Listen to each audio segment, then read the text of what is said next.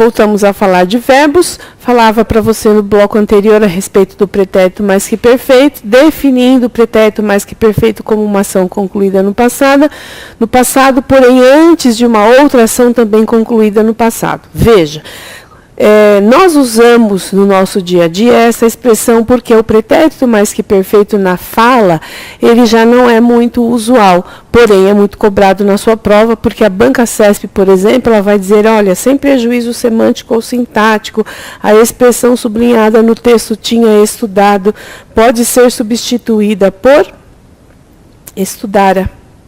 Então, você vai dizer que sim. Ah, entendi. Então, o pretérito mais que perfeito é aquela terminação verbal RA, sem o acento, eu estudar, eu nadar, eu cantar, eu pular, eu soubera, eu quisera, eu fora, eu estivera. Sim, sempre essa construção, mas nós não usamos mais isso na fala. Por isso, a banca vai cobrar de você se é possível estudar, se é possível trocar o estudara por tinha estudado, o falar por tinha falado, o sabido ou soubera por tinha sabido. Você vai dizer que sim, sem problemas. E aí a explicação, porque isso é a Fundação Carlos Chagas que cobra, você vai entender que se eu estudar o conteúdo, quando a Silvia o explicou, veja que eu posso perguntar para você o que aconteceu primeiro. Eu expliquei o conteúdo ou você estudou o conteúdo? Você vai dizer, bom, Silvia, eu estudei o conteúdo.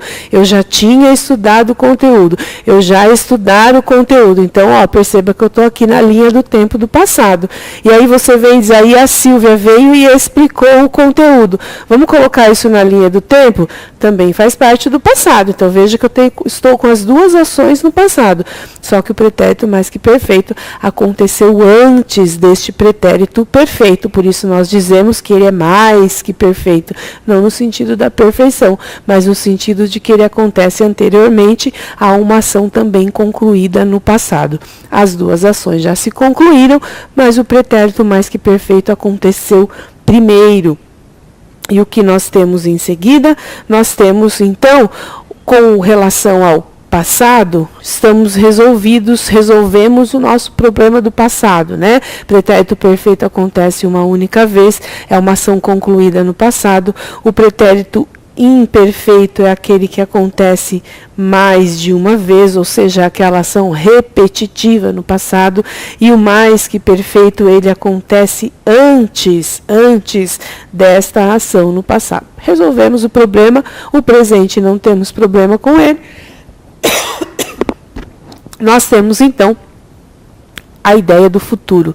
Temos problema com o futuro? Alguém aqui tem medo do futuro? Não, Silvia, eu não tenho medo do futuro, porque o futuro é aquela ação certa, é certeza que eu vou realizar a ação, portanto, certeza que eu amarei, certeza que eu estudarei, certeza que eu quererei, certeza que eu saberei, certeza que eu passarei. E aí você vai dizer, Silvia, é possível nós entendemos que este verbo ele está um pouco em desuso? Sim, basta você fazer um levantamento de quantas vezes você faz uso deste o que você fará amanhã. Nós não perguntamos, mas o que você vai fazer amanhã? Aí você diz, bom, amanhã eu vou estudar, eu vou ler, eu vou dormir até mais tarde, eu vou sair com os meus pais. Veja que você não usou nenhuma vez eu sairei, eu estudarei, eu lerei, eu dormirei. E eu, quando fiz a pergunta para você, também não usei o que você fará amanhã. Normalmente, nós dizemos o que você vai fazer amanhã, né? Até usamos aí o pronome de tratamento mais abreviado possível, né? O que você vai fazer amanhã. E aí, nós entendemos, então, que é possível a banca cobrar de você. Olha, sem prejuízo semântico ou sintático, eu posso substituir o verbo amarei pela locução vou amar? Sim. Aliás, nós já fazemos isso na fala o tempo todo. Eu estudarei? Eu vou estudar. É possível, Silvio? Isso faz parte da linguagem coloquial? Não. Isso aqui faz parte do tempo simples. Veja, tempo simples formado a partir de um verbo só e o tempo composto, ou seja, estou usando uma locução verbal. Olha aqui o que nós temos, o verbo no modo infinitivo. Lembra? Verbos na sua forma nominal, verbos terminados em ado, ido, particípio, ando, endo ou indo, gerúndio, e um verbo terminado em R, ar, er ou ir. Essa terminação em R denota aí o verbo, ou traz a classificação do verbo, dizendo que ele é um verbo no modo infinitivo. Então, para que eles funcionem, eles precisam, em sua grande maioria, de um verbo auxiliar. Logo, nós vamos entender que é possível trocar. O que fica muito estranho é quando você diz eu vou ir, né? Eu vou ir, eu vou vir. E aí, neste caso, preferencialmente que você use eu irei ou eu virei. Mas vamos entender que o verbo vou amar e vou estudar, este vou não é o verbo ir, ele está funcionando como um verbo auxiliar, mas que não denota o chamado movimento, ok? Então vamos lá. Quando nós falamos então do futuro, você percebeu que é uma ação certa no futuro, certeza que amanhã eu realizarei esta ação ou vou realizar esta ação. E aí sobrou então a nossa linha do tempo está classificada, ou ela traz ou ela traduz aqui uma outra classificação ou um outro tempo verbal que eu não falei com vocês ainda a respeito. Você vai dizer, Silvia, por que você colocou o futuro antes do presente? E por que então, eu devolvo a pergunta para você e digo, por que futuro do pretérito?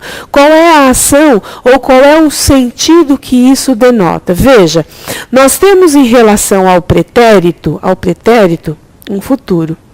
Veja que você vai fazer agora um exercício comigo e vai voltar aí a alguns anos da sua vida, algumas décadas da sua vida, algumas dúzias de anos da sua vida, e você vai fazer aí uma recordação do que você tinha idealizado quando você era criança. Então vai dizer, bom, quando eu era criança, olha, eu vou construir aqui para você a primeira questão, ou a primeira parte deste enunciado. Quando eu era criança, qual era o sonho que você tinha pensado aqui? Aí você vai dizer, Silvia, quando eu era criança, eu queria ser. Nós temos dois grandes sonhos, né? Na sua generalização aí de realizações de sonho, eu sempre fiz esse levantamento e a maioria dos meninos queriam ser bombeiros, né? Então, quando eu era criança, eu queria ser bombeiro e as meninas queriam ser modelo. Não é? Então, quando eu era criança, eu queria ser bombeiro. Quando eu era criança, eu queria ser modelo. Pergunto a você, caro candidato, cara candidata, você quer ser bombeiro ainda? Você quer ser modelo ainda? Aí você fala, Silvia, agora eu não quero mais. Agora eu quero ser técnico do TRE. Agora eu quero ser analista do TRE. Bom, muito bem. Ou seja, este plano que no passado você fez uma projeção para o futuro, você não quer mais. Ou seja, você já jogou essa projeção para o passado. Por isso, nós estamos dizendo que em relação ao presente, que é onde nós estamos agora, você já pegou este sonho e jogou para o passado. Por isso, nós temos um pretérito, em relação ao pretérito nós temos um futuro. Lá naquela época, você queria fazer alguma coisa. Mas em relação ao presente, isso já se tornou irreal, já se tornou algo que você não quer, indesejável. Portanto, eu joguei no passado. Por isso, o futuro do pretérito é uma ação que talvez viesse a se realizar, dependeria de um condicional. Quando eu era criança, eu queria ser bombeiro. Pergunto a você, você quer ser bombeiro agora? Não quero mais.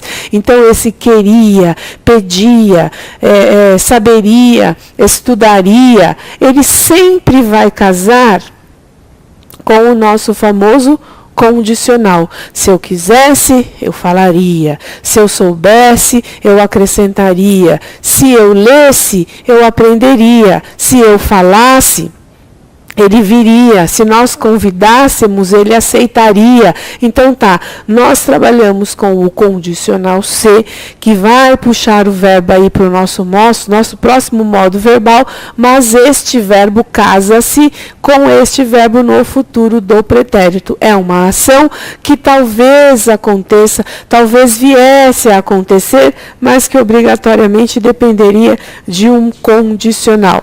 Então, cuidado, candidato ou candidata, que nesta prova, nesta parte, principalmente a banca CESP, ela costuma colocar assim, olha, o verbo denotado ou classificado ou destacado no texto, transmite ou denota uma hipótese. E aí você vai dizer, bom, a Silvia disse que esta linha do tempo que nós estamos estudando agora faz parte do modo indicativo. E o modo indicativo é certeza. Logo, o queria, ele não pode denotar hipótese, ele tem que denotar uma certeza. Lê do engano, você vai entender que este queria, você não quer mais. Lembra disso? Você sonhou, mas você não sonha mais.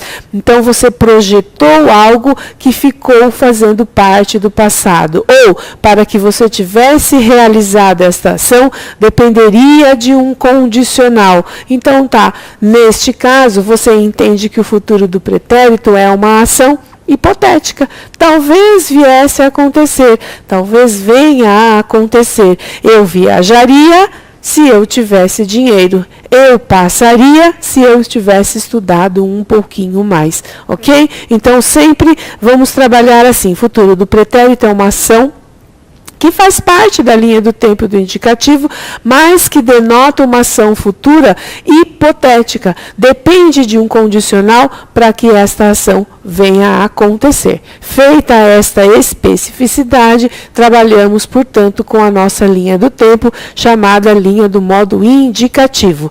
Excetuando o futuro do pretérito, todos os tempos verbais denotam uma certeza de realizar, realizado ou a ser realizado, ok? E a gente muda então a nossa tela para trabalharmos aqui, ó, só a título de leitura. Se imaginarmos uma linha do tempo e tomarmos como referência o momento em que falamos ou escrevemos, podemos subdividi-lo em 3 partes para localizar a ocorrência de um fato. Foi o que nós fizemos aqui durante toda essa construção, né, essa especificidade. E aí é claro que você vai trabalhar aqui com a ideia de um tempo verbal composto. Eu já falei para você aqui a respeito dessa construção. Olha, o pretérito mais que perfeito, eu falara, não é isso? Eu falara. E se eu quisesse trocar por 2 verbos, você vai dizer, eu tinha falado, não é? Tempo simples e tempo composto. Se vê, isso pode cair na minha prova? Pode. A banca Fundação Carlos Chagas e a banca CESP podem cobrar isso na sua prova. O pretérito imperfeito, veja, o pretérito imperfeito é você diz eu falava. Não é isso? Eu falava. Então tá, como é que fica essa construção quando nós trabalhamos aí com o tempo composto, né? Quando nós trabalhamos com essa construção de você trocar pelo tempo simples pelo tempo composto. Então tá, você diz eu vinha falando. Ok? Eu vinha falando, traduz aí ou denota uma construção composta do pretérito imperfeito. E do pretérito perfeito, lembra aquela ação concluída no passado uma única vez? Eu falei. E aí você vai dizer assim, olha, eu venho falando. Eu venho falando há muito tempo. Ok? Eu venho falando há muito tempo, ou seja, é uma ideia de uma construção, de uma substituição aí do nosso verbo no tempo simples pelo nosso tempo composto, ok? Ou eu tenho falado, também poderia ser, olha. Eu tenho falado. Também denota uma composição do pretérito perfeito. Eu vou apagar aqui para ter mais espaço. Vamos trabalhar com o futuro do pretérito. Vamos pensar assim, eu estudaria.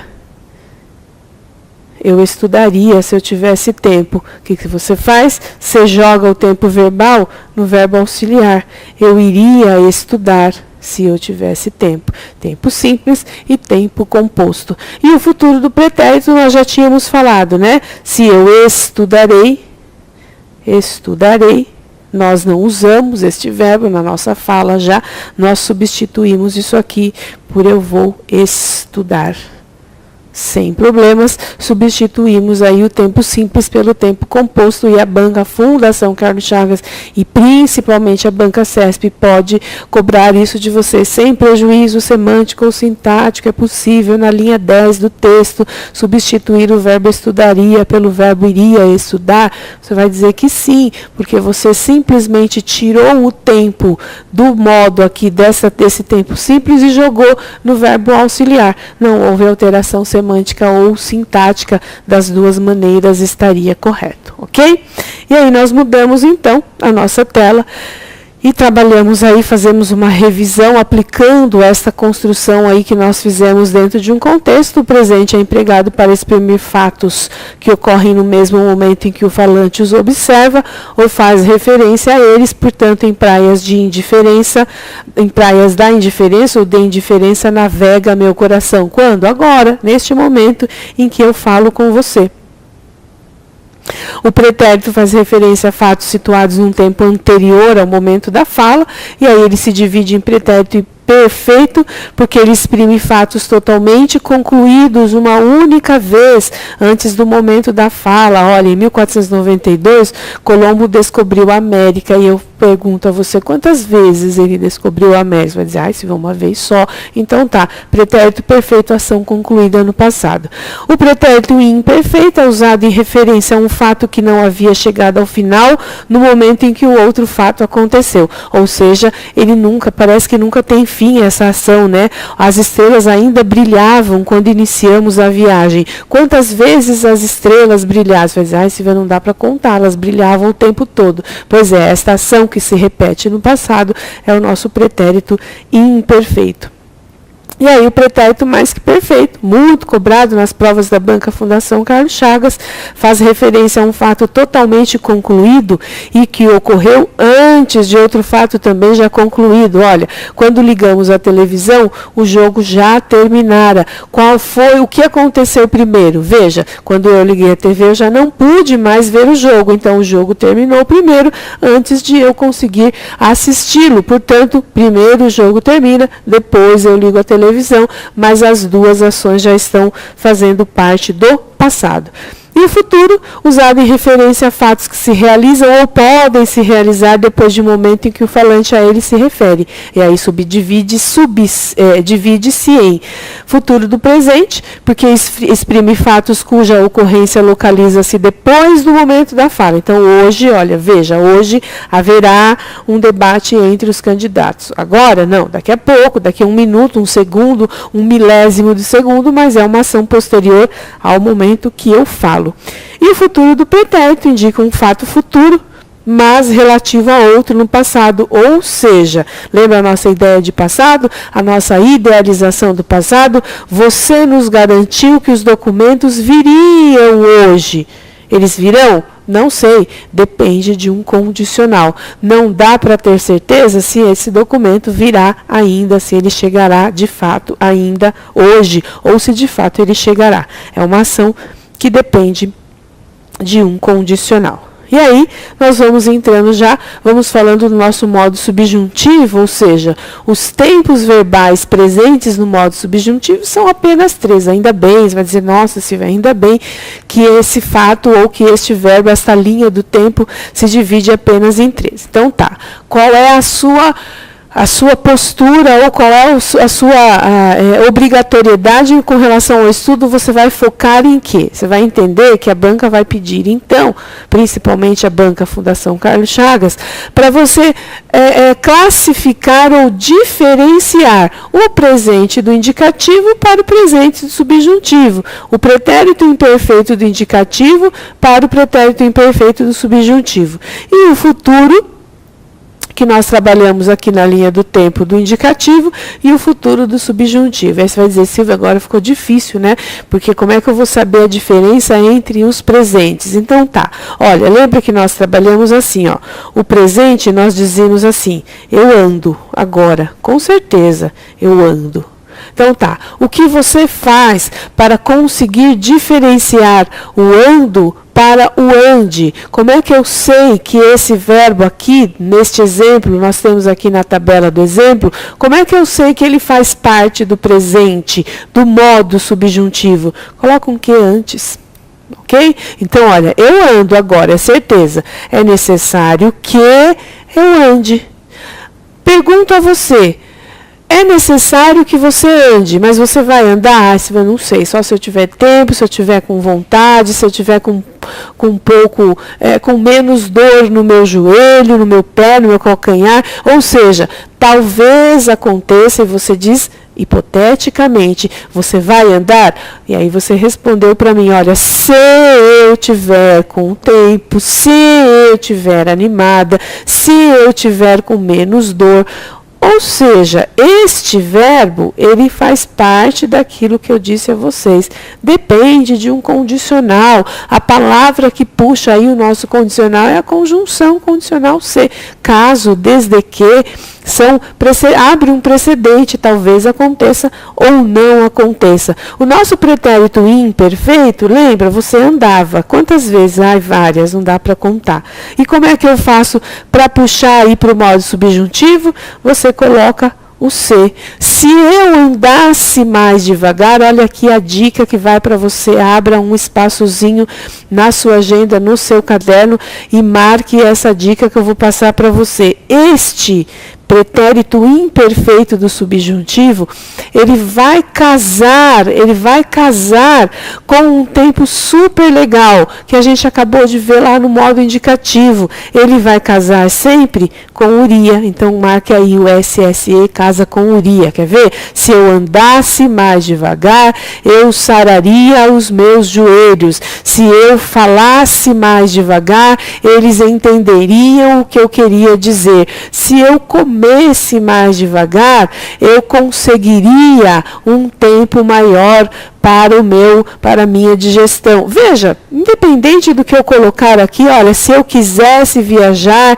eu conseguiria um trabalho no exterior. Se eu pudesse estudar, eu passaria neste concurso do TRE. Não dá para fugir. SSE, casa com urias. Vai dizer, bom, Silvia, mas o verbo sai aqui da linha do modo subjuntivo e vai casar lá com o verbo na linha do tempo do modo indicativo? Sim. E este é o tempo verbal, é o casamento mais preferido para a Banca Fundação Carlos Chagas. E para nós encerrarmos aqui, nós temos o futuro. Lembra? Eu andarei? Certeza. Eu andarei. Ou eu andaria, lembra a ideia da hipótese? O que você faz para diferenciar o futuro? Você coloca a conjunção quando. Quando eu andar. Aí eu pergunto a você, quando é que você vai andar? Fala, bom, você vai ainda não sei, mas eu vou andar. Pode ter certeza que de hoje não passa, eu vou começar a andar. É uma situação que talvez aconteça. Você prometeu para mim que você vai andar, mas não é certeza que você vai realizar esta ação. E aí a gente encerra então essa parte diferenciando o modo indicativo do modo subjuntivo, mas a nossa aula de verbos ainda não acabou. Até lá.